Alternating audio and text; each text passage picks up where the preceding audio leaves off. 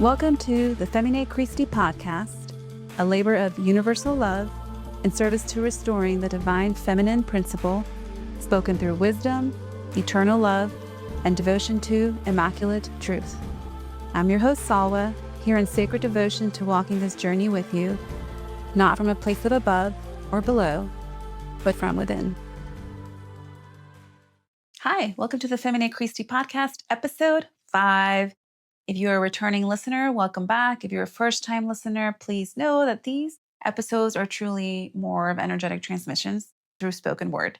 And the way that this container is designed is that every episode really builds on each other.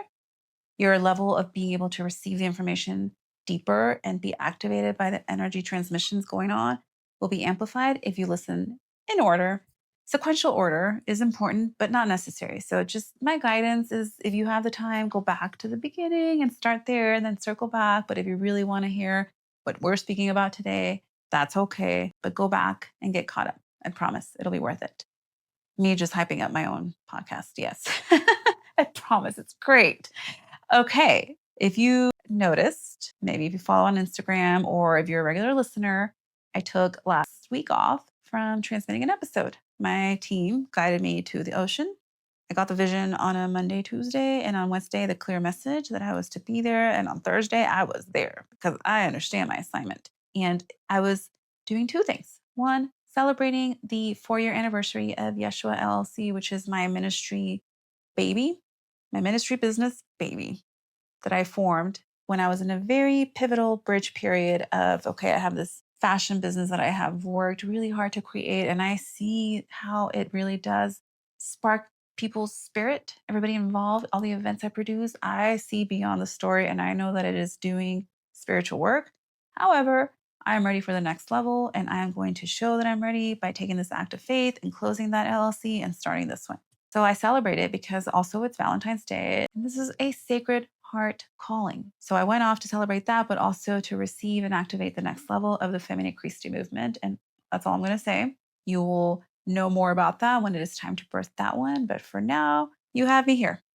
You have me here. When it's time to birth that one's going to land very differently. And it's going to be at a whole other level of intelligence. Not saying that this is not intelligent. I'm just planting the seed for letting you know that, as promised, this is a movement and the next level is also in the womb. And I know you're probably thinking like, what a big ass womb she has. Yep, I do. Big ass womb.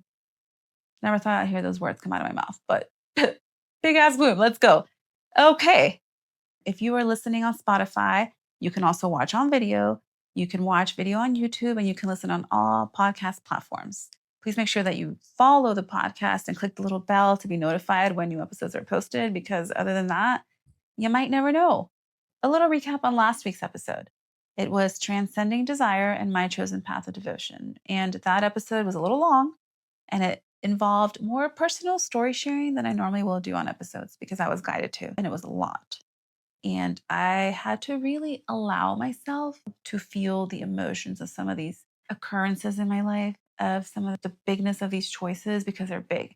And I wouldn't be doing you service if I didn't feel it when I'm talking about it. And even the feeling when I was talking about it was a little toned down. Of course, the feeling in the moment was massively more. But it is important for me here today, not in the human storytelling emotion, but more in my Sophia consciousness, wisdom of knowing why and how, and the sovereignty of making these choices, that I don't look at any of this as a sacrifice today.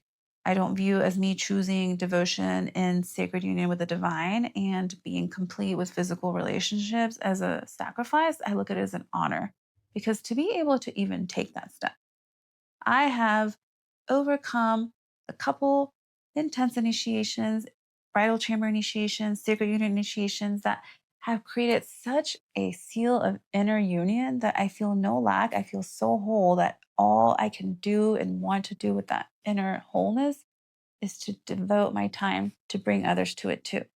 So I look at it as a graduation to another form of love that serves in a bigger way. And that's an honor. But to tell the story and be in the motion of it, I had to really share what it was like to be in the moment of it. So there you go. But here today, let's understand that I am in the full honor of it, and the difficult choices continue to show up. I will tell you that.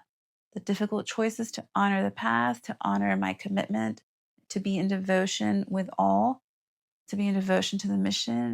It's a plethora of choices where I have the honor to now see the honor in what could be perceived as a sacrifice. So last week, Transcending Desire and My Chosen Path of Devotion was the episode. This week, we are going to go a little deeper into the sphere of desire, because desire is such a big one. And there is a huge agent that ushers in desire that is the biggest catalyst for it, that my team really wants me to speak on, and I want to speak on because I have witnessed what it does to people. And this is lust. Now, this episode is for all, but I'm going to just come out and say it. This is a lot for my men. My men. You're all my men. Now that I'm in marriage with the divine, I'm in marriage with all, you're all my men. And this is for you. But it's also for women. I don't want to discredit that women need to hear it too, but I want to put the focus on something that is going to really, hopefully, help the masculine. Because the masculine also have a Feminae Christi. What do you know? They have a divine feminine Christ principle within. Yes. And that is so hijacked right now.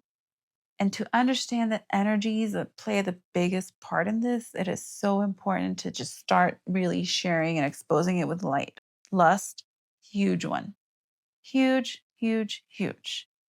What is lust? In dictionary terms, lust is having strong desire for sex. Okay, makes sense. What is it actually behind the meaning of the word? So if we're in the planetary sphere of desire, imagine that there is this head bitch in charge, and let's call it thing. Thing number 4 runs the sphere of desire. And thing number 4 is given the job to have this lust energy infiltrate wherever possible and hijack as much life force energy as it can. And it has its job dialed in. So we're going to expose thing number 4 because it is ruining relationships. It is ruining purpose. It is ruining what life force energy came here to do. It is one of the biggest human soul depleters. And so it's important that we understand it, because most people will walk around defensive. They will claim that they're just highly sexual beings. Okay, let's talk about that, because I think women get shamed a lot when they do not meet their partner's lusty expectations or desires. When they do not meet their partner's lusty expectations or desires, it is because those desires are not of the light. Lust is not of the light. Lust is of the dark, and it hijacks life force energy to give you this quick dopamine boost.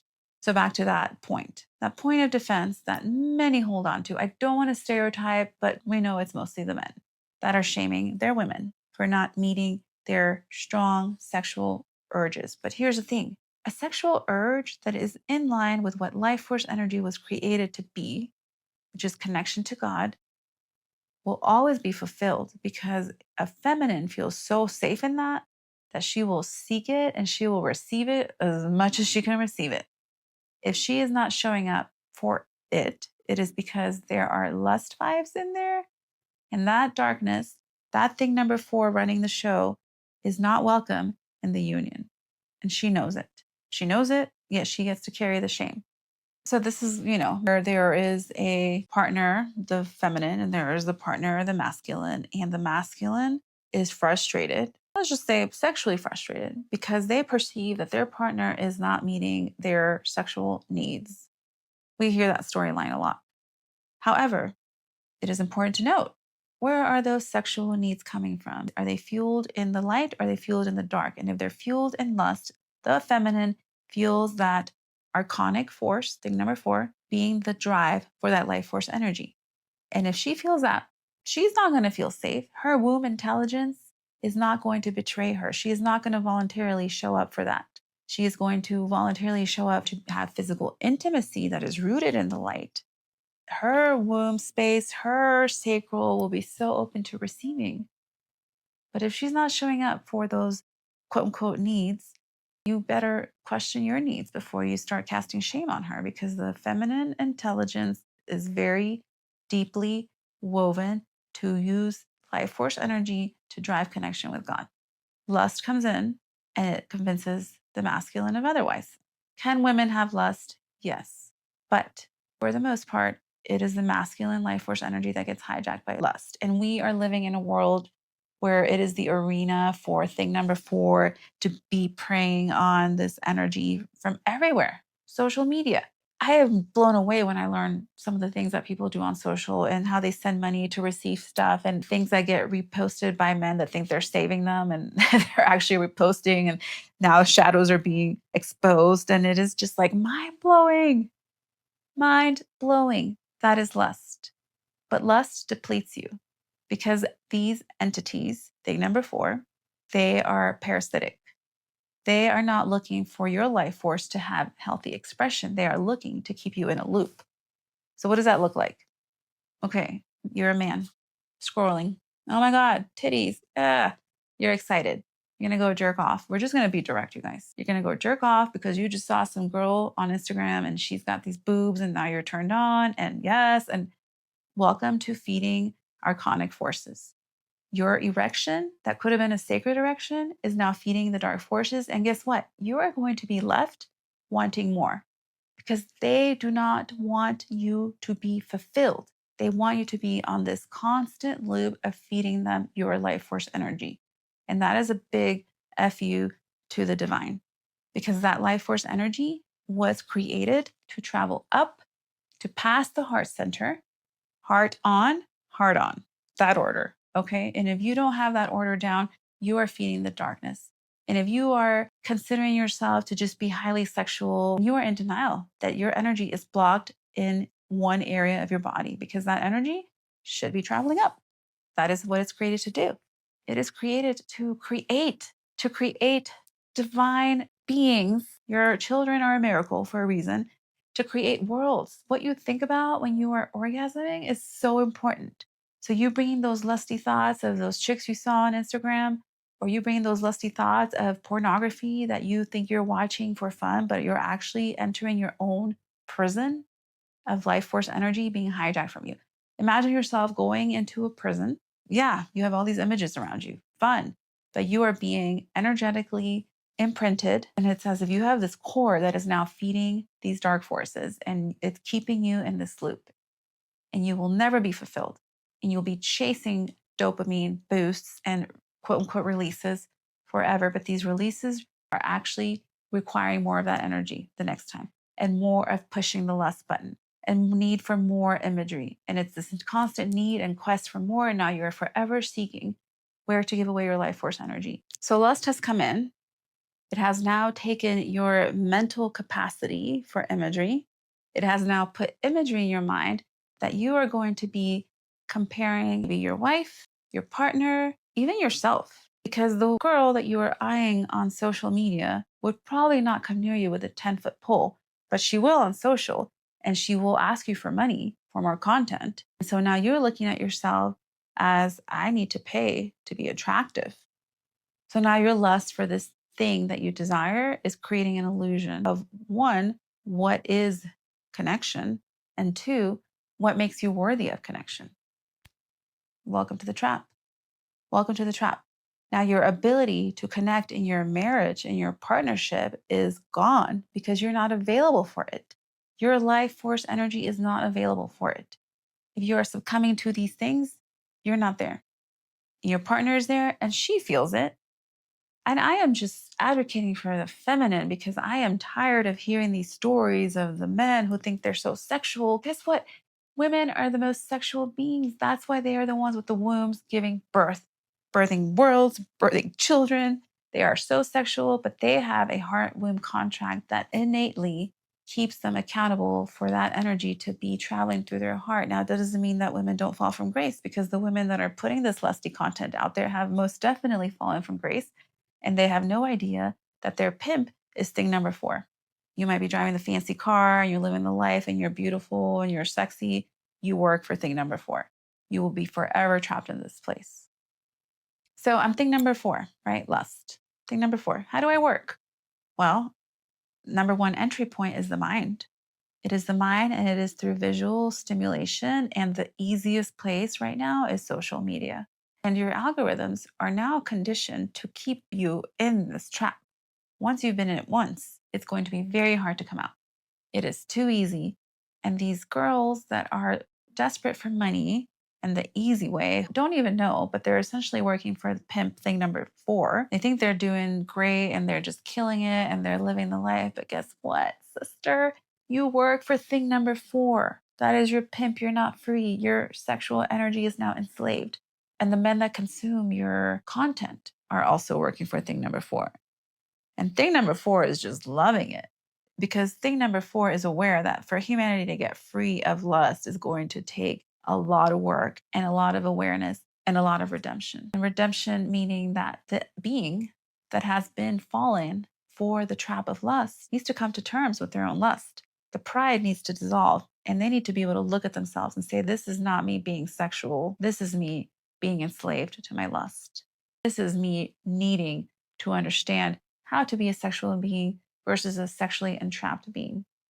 It takes a massive dissolving of pride to be able to have the awareness that you are consumed by lust. That's pivotal. I have worked with people where, despite my best effort to free them of that, the pride, which was in their ego, which was not their ego, was not going to let it go away, because it was going to take a moment of come to your knees, acknowledge it so that you can heal it, so that you can acknowledge that you are ready to be free from it. But if you can't acknowledge that you're enslaved by it, you cannot free yourself from it. So the trap of lust is that it makes it look really glamorous. Oh my gosh, I get to look at this beautiful imagery. These women online make me feel seen. They make me feel special. I get to have the quick dopamine. I don't have to work so hard for it. But guess what? It's robbing you of. It is robbing you of true intimacy with a partner that is actually going to fulfill you versus deplete you. It is robbing you of your own life force energy. Whatever it is that you're here to create, that is woven with your life force energy. And that energy is meant to rise. And that energy is meant to create. Any vision that you have, if you bring it to your mind when you are having an orgasm, it is going to manifest. Maybe not right away, but that is life force energy. If used sacredly, it will create divinely. If used mindlessly, lustly, it will create your own prison where your life force energy is now being used to create the bars that will never set you free. Your choice. You have a choice. But if you choose to succumb to lust, you are essentially writing off your rights to your life force energy. And you're saying, here, thing number 4, take it away. And you better believe that there are so many avenues for them to take it away. And the algorithms are designed to take it away. And you are in a trap that you need to be so aware you're in order to see your way out. So I don't want to just give you problems. I want to give you solutions. How do we transcend lust? Before I go into how we transcend lust, I want to make you aware of what I perceive are the top 3 lusty archetypes embodied in the masculine. I'm going for the masculine because I want you to be free of this. So I feel like if I really put a light on the shadow and acknowledge where it lives the most, I can really help liberate you. But if I pretend that it's equal opportunist, I don't serve. It is important to know that if you're incarnated in a masculine body at this time, you are a very big target for the lust, thing number 4, to come and hijack you. So let's just call it what it is. It's a boy problem. Women, yes, but mostly boys. So what are these 3 archetypes to be aware of? I want my women to be aware of these so that you don't fall for it, because what happens is that if you start feeding the masculine lust, then your energy is being hijacked. So this is like a double whammy. Now thing number 4 is taking the masculine life force energy. And when that masculine gets a chance to come in you, to come, we were just very direct there, huh? Now you're taking on his stuff and you're trying to transmute his shadows, but you are also in your womb having an energetic attachment that also gives back to thing number 4 unknowingly. And eventually you will get to the point where you feel so depleted and it just feels like such a chore and you don't feel the connection. And that is how you know that there is interference with the divine life force energy within your partner that you are with. And you are essentially feeding it without consent. It's energetic rape. I hate to use that word, but that's essentially what it is. So 3 archetypes. And Don't Google check any of what I say, you guys. I just give it to you direct. We're going to be a little funny with this, but there's so much truth here. The first lusty boy archetype, the victim. The victim is a victim.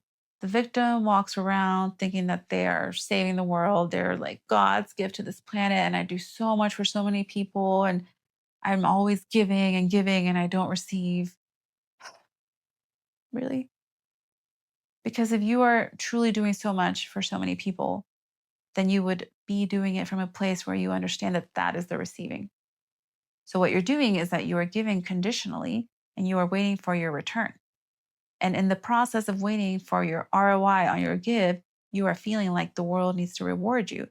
And then you're feeling that you're not getting that reward. You're going to create the reward with your own dopamine boost, and you are going to seek it in places where lust and desire make you feel like this glamorous being that can finally receive. But guess what? That feeling of I give, and I'm ready to receive, and I'm done giving, you're doing it to yourself. Ugh, what a trap. The victim is actually victimizing themselves. But now you're projecting that feeling of giving, and not receiving to your loved ones. And now you are the victim of them, and they are the bad guy. And the thing number 4 that is actually taking and taking and taking from you gets to be the silent attacker of the life that you so badly want to live. Wow. So if you're in the victim seat, a couple things for you. 1, are you really giving unconditionally? Because if you're giving unconditionally, you are, by laws of the universe, meticulously designed, receiving. So if there's a disruption in your receiving, there's a blockage in your divine feminine aspect, because that is the receiving. And that is something that only you can unblock. And if you are blocked in your divine feminine, that means that you are giving from a masculine place where it's very operational, and you have added this formula of this is not unconditional giving. This is very conditional. I am giving this, but I want to receive that she either stays with me, or that this, or that I get booty, or I get this. It's conditional. You've added your condition, right? The victim condition. So we have the formula of give and receive. It's so clean. The universe decided it's so clean. We distorted because we add our condition. I'm giving, but I want this. So yeah, you're not receiving because you've added your condition, and now you have messed and distorted the meticulous laws of the universe of give and receive. So what you're going to receive is a lesson of why you should not have had that condition in there to begin with. Because a true give, from a universal standpoint of love, understands that the give is the receiving. So now you know, okay, I'm adding a condition. I'm giving from very masculine, so I can't receive because I distorted my own receiving. That awareness can allow you to be a little bit more free from it. Awareness is key. Awareness leads to the truth, and the truth will set you free. But the truth has to be acknowledged and has to be worked through. Truth isn't easy. It's so much easier to live the illusion of, oh, I give so much and I'm such a giver and I'm tired of doing stuff for people. I mean, I'm playing my violin right now as I even say those words, because I have witnessed the victim so much that it hurts. And I just can witness that thing number 4 behind, like cheering them on, like, yeah, you do so much. You're the man. Yeah. And I'm witnessing the human victim pretty much shit on the biggest gifts in their life, because now they've been convinced that they don't get what they are worthy of in their healthy home environment. So they go seeking it. And that victim goes to work, goes to happy hours, goes to wherever, and finds a way to have that illusion of being validated. And thing number 4 knows how to get right in there and make it sexual. And that is where affairs are birthed. So the victim, we're going to let that one be there. I think you understand. Second, oh, do we want to go there already? We'll go there. Second archetype of a lusty boy. This one's very sneaky, you guys. This one, I witness it sneak up on women, and I'm like, I want to say something, like in Ghost, where Whoopi Goldberg's like, Molly, you in danger, girl. I have had so many moments where I'm like, Molly, you in danger, girl. The spiritual fuckboy. The spiritual fuckboy archetype is very dangerous because it's trending in the collective, and it's a collective movement. So one leads to another, leads to another. Now, I've never been with a spiritual fuckboy. I can see through that. Obviously, I'm not going to be with any of these archetypes or any of them. Like, I am with the divine, and the divine's pure, just disclaimer. But I have witnessed them in action, and I have witnessed them try, and they wear their mala beads, and they meditate, and they think that they're going to bring you sexual healing. They're not. They're going to bring you dark parasitic entities so that they can squeeze the sponge and then go into their spiritual practice, but now you're doing their shadow work. The spiritual fuckboy is so spiritually free that he lacks devotion. The spiritual fuckboy cannot be in sacred union because they feel like they are entitled to have such liberated life force energy and that everybody is blessed to be with them because they're in their practice and they have man buns and they are free. Not free.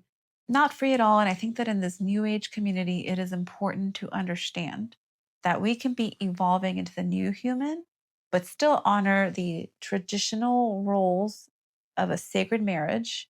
I always say two become three, become one. So you have your masculine, your feminine. They become three under Christ, and then they become one.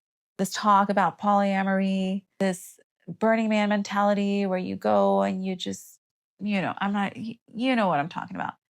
The spiritual fuckboy, beware, because they are on the loose and they're trending in the collective and they will twist your mind to make you feel like if you can't get down with that, you are not evolved enough. Stand your ground. Stand your ground. Honor that womb heart, sister. And if you are finding yourself in a position of potentially being a spiritual fuckboy or somebody that you know is, then I invite you to let them know about thing number 4 or bring them here. Because guess what? Their spiritual practice becomes a joke.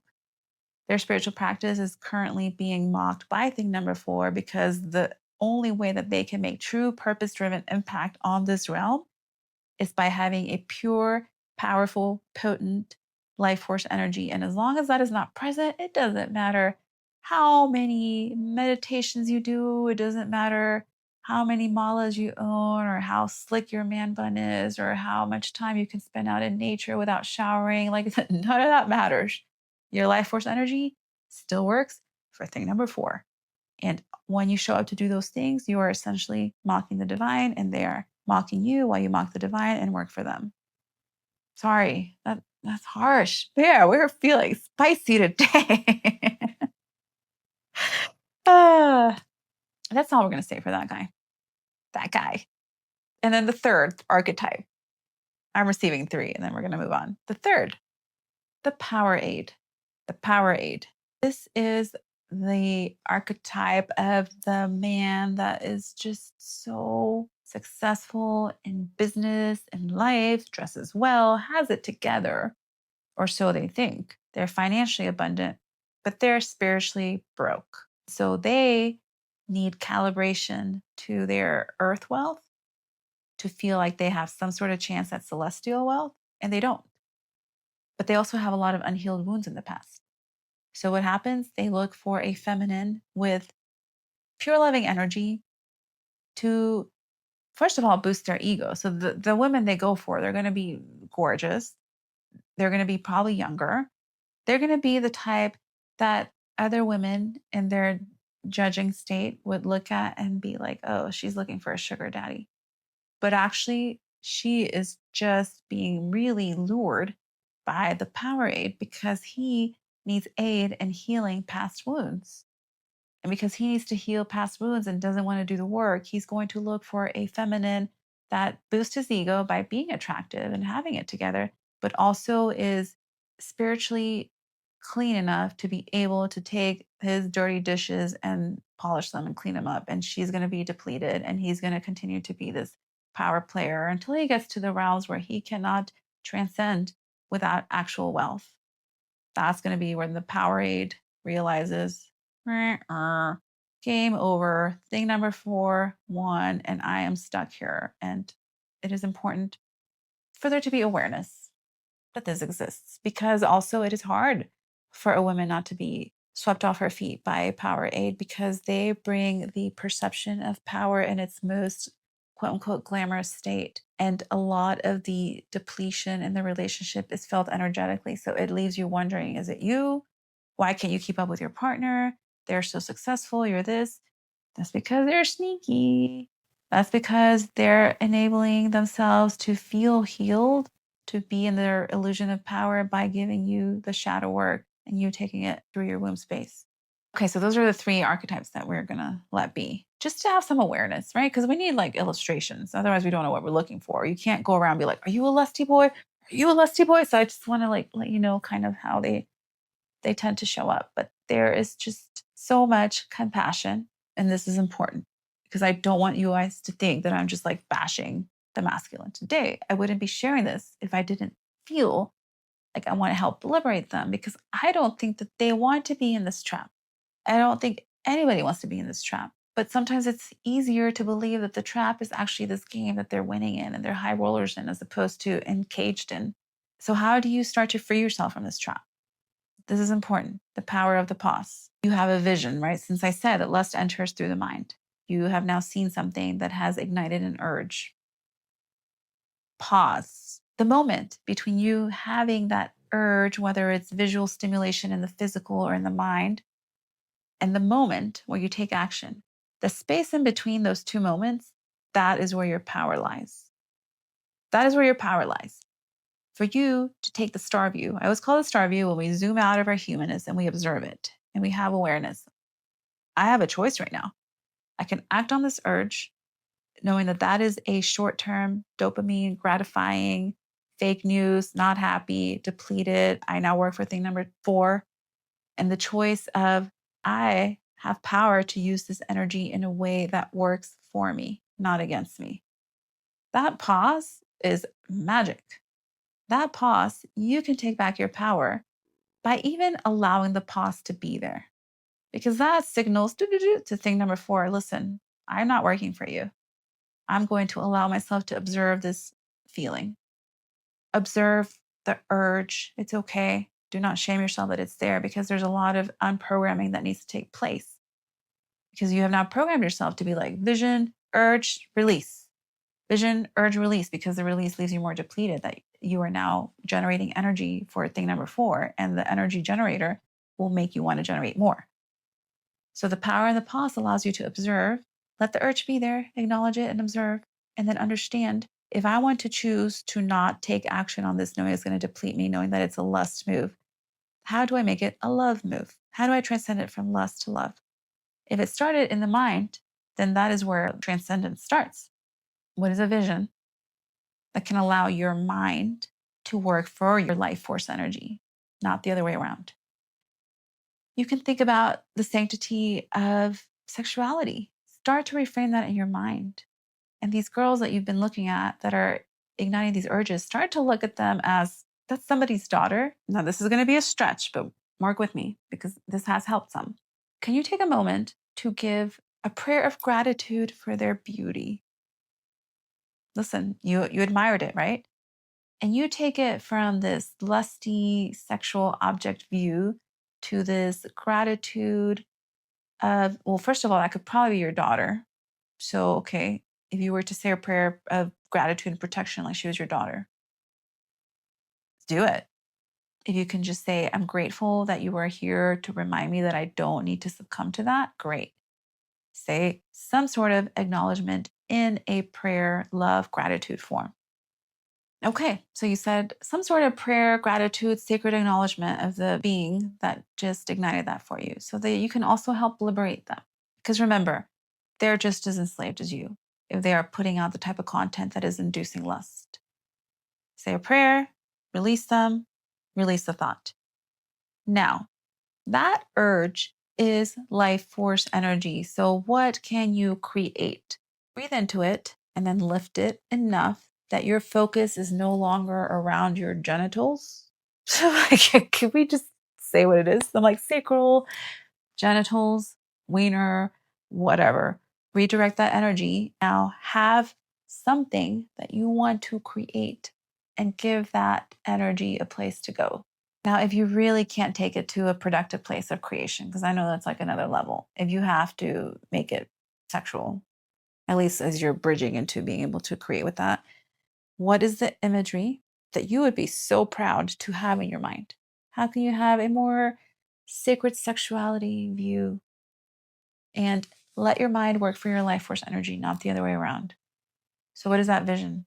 What does it entail?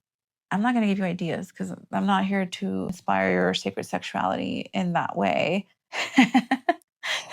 although I could. Anyways, I'm not going to give you energy, but I am going to say that if you are at the point where, okay, I have neutralized the vision that lustfully ignited my desire to be sexual, to have a release, to have dopamine hit, and I am giving myself the power of the pause, and I am reframing what I'm seeing, and I'm giving it a prayer of gratitude and acknowledgement for the beauty. And I have the freedom to now create with this energy, or I still need to have some sort of release of it because I'm not ready to create with it. How can I create a vision that honors the life force energy? And my mind is working for my life force energy and not the other way around. You sit with that, you work with that, you liberate yourself from that. And for my women that have been on the side of being hurt by lust entities in their partner, I want to honor your body intelligence for knowing when it didn't feel safe. And I want you to sit with your body, sit with your womb, put a hand over your womb, one over your heart, and give it gratitude and release all shame that you were ever not enough. Release any shame that you were ever made to feel like you're not sexual. You are so sexual that you understand the sanctity of that sexuality, and you know that you create worlds.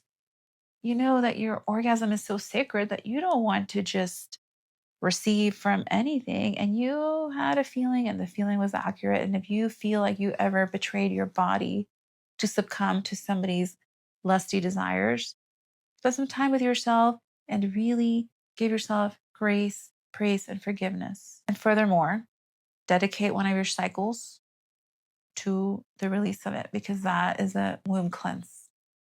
The moon energy has you. The universe knew what was up. This ritual will cleanse and liberate you, but you might still be carrying shame from one, feeling not sexy enough, especially if you were on the other side of an affair. If you are a woman and your lusty partner had an affair, the pain that that causes, and until you heal that pain, there's parts of you that are also feeding thing number 4, because you are attaching your healing and your worthiness to what a lusty being did.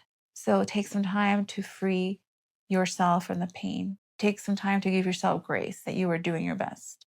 Take some time to give yourself praise that your body knew. And if you ever feel like you betrayed yourself, that it was for trying to keep peace, trying to keep love alive, and know that you get to be wiser now, and you get to liberate yourself from being on the receiving end of lust. Like I said, I know that in this storyline, it can go both ways, and it can be the woman that's the lusty one. But for some reason, I'm being guided to really speak to the men and to help the women understand that it is okay to heal and be in the grace and praise of having ever received from a lusty partner, whether it was receiving rejection, betrayal, or just forceful perceived intimacy. Lust is an energy that has humanity so enslaved. And that is why they're going for our children now. Because what if we can just get them while they're so pure and so easy to manipulate? Number 4 now has a children's department. It is not okay. But how are we going to help our children if, as adults, we are not showing the way and we're not walking the way? So every time you succumb to your lusty endeavors, think of your children. You are creating this chain. And thing number 4 loves it. Thing number 4 is like, yeah, lust lineage. No, no more. Not on my watch. I will continue to expose this one. There's more layers. But for now, I think we're good. I think we're good. Just to recap, we were in the planetary sphere of desire and exposing lust as thing number 4, and how it hijacks human life force energy, enters through the mind, usually through vision, whether physical or in your mind's eye. And from there, creates a desire and an urge that gives you perceived permission to have a short dopamine boost release, which now feeds them. And now you are in this energy generating trap for thing number 4.